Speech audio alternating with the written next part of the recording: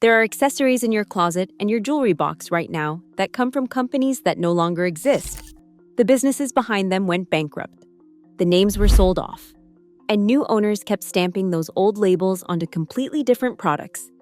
You have been buying from dead brands without knowing it. This video is about 9 of them. One was built by a woman who survived the Holocaust, and her name now sits on perfume you can buy for under $100. One was the shoe in every working woman's closet, and a single Wall Street deal buried $2 billion and put it in the ground. 2 of them were built by designers who died of cancer, and their names are still earning money for people who never met them. And when you see which one company keeps ending up with the names of the dead, you will understand why the label on your handbag tells you nothing anymore. 5 of these 9 brands were bought by the exact same company. You are going to hear its name 5 times. Remember that. It is one playbook run over and over on brands you grew up trusting. Number 1. 9 West. If you worked in an office in the 80s or 90s, you owned a pair of these. That is not an exaggeration. 9 West was the shoe for the American professional woman. Affordable enough to buy without guilt. Stylish enough to feel good walking into a meeting. You had a pair in black and probably one in navy, and you wore them until the heels gave out, and then you went back and bought the exact same ones again. The brand was founded in 1978 by Jerome Fisher and Vince Camuto, named after their address at 9 West 57th Street in Manhattan. By the mid-90s, it was the #1 women's shoe brand in American department stores, pulling in around $2 billion a year.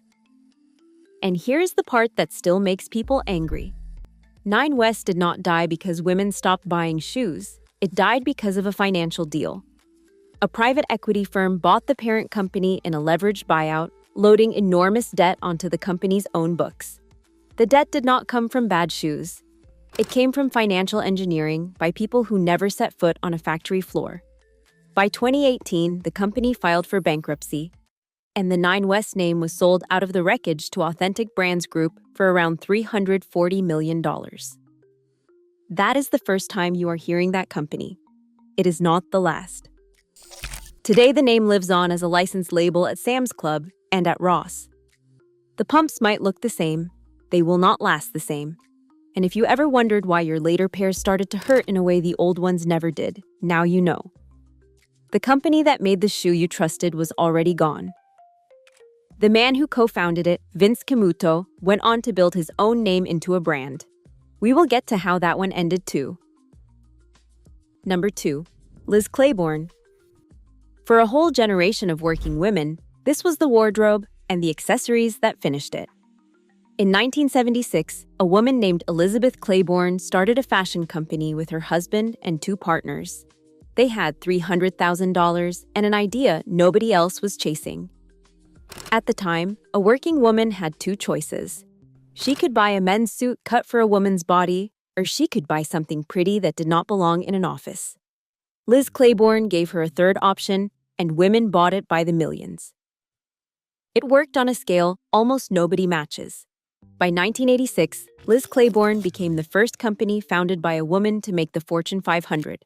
The handbags, the scarves, the jewelry, the watches, all of it carried a name women trusted on sight. Department stores gave the brand its own section on the floor, unheard of for a women's label at the time. Then the founder stepped down and she died of cancer in 2007. 4 years after her death, the company that still carried her name sold it to JCPenney for around $267 million, then quietly renamed itself to distance from the brand entirely. They kept the flashier labels they had bought over the years. But the name of the woman who broke the Fortune 500 ceiling, the name that dressed a generation. They let it go to a department store where it became a private label on a discount rack. That is not a partnership. That is an afterlife the founder never chose. Pick up a Liz Claiborne piece today and compare it to one from the 90s, and you will feel the difference in your hands. The name survived. The standard did not. Number 3, Judith Leiber. This is the one from the very start of the video, and it is the one that should stop you cold. Before she ever came to America, Judith Leiber survived the Budapest ghetto during World War II. She lived through one of the darkest chapters in human history. Then she came to New York and built the most recognizable evening bag in the country. You know the ones even if you never owned one. Those tiny crystal minodieres, shaped like animals and fruit and hearts, covered in thousands of hand-set crystals that caught the light from across a room. First, ladies carried them to inaugural balls. Movie stars carried them down red carpets. Each bag took days to make by hand, and owning one meant you had truly arrived. She sold the company late in her life, and after that, the philosophy flipped completely. Slow handcraft got replaced by high-volume licensing, because volume is where the money is fast. The brand is now owned by Authentic Brands Group. That is the second time you have heard that name. And the name of a woman who survived a genocide, who built something with her own two hands that ended up in the Smithsonian, is now, among other things, a fragrance you can buy for under $100. The craft that made the name mean something is gone. The name is still for sale. Number 4. Anne Klein. If you have ever glanced down at your own wrist, you might be wearing this one right now. Anne Klein, born Hannah Golofsky, founded her label in 1968 and helped invent the whole idea of modern American sportswear for women. Accessories built for a woman who actually had somewhere to be. The watches especially became a staple. Affordable, classic, the kind of thing you got as a gift and wore for 15 years, then handed down to your daughter. Anne Klein herself died young, in 1974, just 6 years after starting the brand. After that, the name changed hands over and over as parent companies rose and collapsed around it. Today, it is controlled by a licensing firm called BWHP Global, stamped onto watches and handbags made by manufacturers with no connection to the designer at all. People love their Anne Klein watches, and there is nothing wrong with that. Just know that the name on the dial and the company that made it are two completely different things now, separated by 50 years and a dozen owners. Number 5. Vince Camuto. Remember the man who co-founded Nine West? This was his second act, and for a while it was a beautiful one. In 2001, Vince Camuto put his own name on a new brand of shoes and handbags, sold at Nordstrom and at DSW, and it worked immediately. He had spent his whole life learning exactly what a woman wanted to feel when she put on a shoe, and it showed. For a while, there were 2 successful brands tracing straight back to the same man. Then in 2015, Vince Camuto died of cancer. He is the second designer on this list to die of the same disease, and it will not be the last. His family sold the business, and the name is now split between Authentic Brands Group and DSW Licensing. That is the third time. And if you have started to notice something unsettling in this video, that so many of these founders die and their names get sold off within a few short years, you are not imagining it. That is not the tragedy of the story. That is the business model. The name is the asset. The person was only ever the thing that built it. Once the person is gone, the name is free, and it gets rented to whoever pays.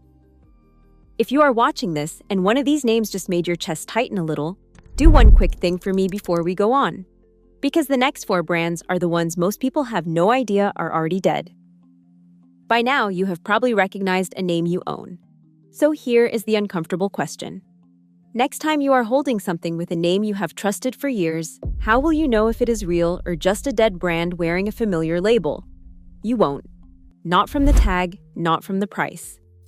That is exactly how they keep selling it to you. That is why I made the Smart Woman's brand guides.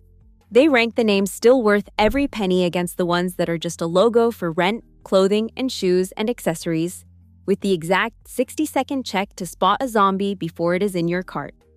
The link is in the description, or just point your phone at the QR code on the screen right now. Now back to the list, and a name your mother probably held in her hands. Number 6. Etienne Aigner. This is the one the older shoppers remember in their hands before they remember it in their heads. That deep burgundy leather. The little logo shaped like a horseshoe. The handbags and shoes that felt expensive because they genuinely were built to be. Through the 70s and 80s, Etienne Aigner meant real leather you could hand down to the next generation. The kind of piece a woman saved up for and kept for 30 years. The founder was a Hungarian craftsman who made leather goods for haute couture houses in Paris, before he ever came to America. But the company carrying his name was sold to a dress manufacturer back in 1967, and from there it slid slowly out of his hands and into the world of licensing. Today the name still shows up on accessories, often on bargain racks, made by whoever holds the current license. And the people who own the originals are the ones most shocked when they pick up a new piece and feel the difference. One longtime retail worker put it perfectly. She started working in fashion, looked at what the name had become, and thought, what on earth happened to the quality? The name outlived the man who earned it. Number 7. Enzo Angiolini. If you dressed up for work in the 90s and early 2000s, this was the shoe you bought when you wanted something a step above your everyday pair. Enzo Angiolini was the designer label inside the Nine West family. The slightly more elegant leather heel you saved for the interview or the wedding or the day you needed to feel powerful. You found them at Macy's. They felt like a small luxury you could actually afford. The man behind the name started as an apprentice in a shoe factory in Italy at 15 years old and worked his way up until his name meant something in American department stores. But here's where the pattern lands again. Enzo Angiolini, the designer, died of cancer in 1993. That is the third founder on this list taken by the same disease. The brand was folded into Nine West, and when Nine West collapsed into bankruptcy, Enzo Angiolini was swept up in the very same auction and sold to Authentic Brands Group. That is the fourth time. Today, no shoes are actively made under the Enzo Angiolini name at all. It is not even a zombie walking around on a discount rack. It is a name sitting in a portfolio, waiting to be switched back on the moment someone decides it can make money again. A whole man's life work, reduced to an asset on a shelf. Number 8. Lord & Taylor. This one is older than almost everything you own. Lord & Taylor was founded in 1826, before the Civil War, before the light bulb, before the telephone existed. For nearly 2 centuries, it was the department store where women bought the leather handbags, the gloves, the classic accessories that genuinely lasted 50 years. People are still walking around today with Lord & Taylor pieces from the 1970s, and strangers still stop them on the street to ask about the quality. Their leather bags were, in the words of one woman who still owns hers, simply exquisite. Here is how 200 years of history gets quietly dismantled. The Fifth Avenue flagship building was sold for around $850 million. The business itself was sold for about $75 million. And the name, the actual name that carried 2 centuries of American retail history, was sold for roughly $12 million. $12 million. For 200 years. The pandemic finished what the real estate deal started, and today Lord & Taylor is not a store you can walk into. It is a website owned by a licensing company. A place your mother saved up to shop at is now a checkout button on a screen. The last name on this list is not American at all. And its death is not something that happened years ago in a boardroom. A court in Switzerland seized it just weeks ago, and some of its own workers stopped getting paid. Number 9. Bally. Bally is Swiss, and it is old. It was founded in 1851, which makes it one of the oldest luxury names in the entire world. For more than a century and a half, Bally meant beautifully made shoes and leather goods. The kind of quiet, expensive craftsmanship that never needed a loud logo to prove itself.